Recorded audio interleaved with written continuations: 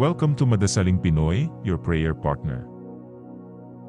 Ngayon po ay Miyerkules sa ika-4 na linggo ng Pasko ng Pagkabuhay. Ang mabuting balita ng Panginoon ayon kay San Juan.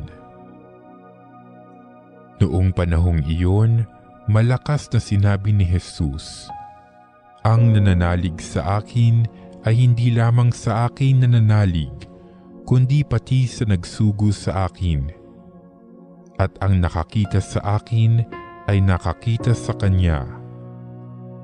Ako'y naparito bilang ilaw ng sanlibutan, upang hindi manatili sa kadiliman ang nananalig sa akin.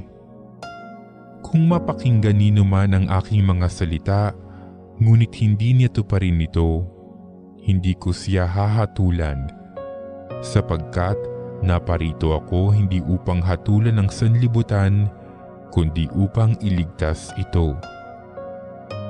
May hahatol sa sino mang magtakwil sa akin at hindi tumanggap sa aking mga salita.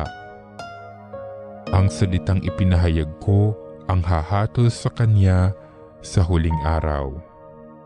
Sapagkat hindi ako nagsalita sa ganang sarili ko lamang, kundi ang Amang nagsugo sa akin ang siyang nag-utos kung ano ang aking sasabihin at ipahahayag.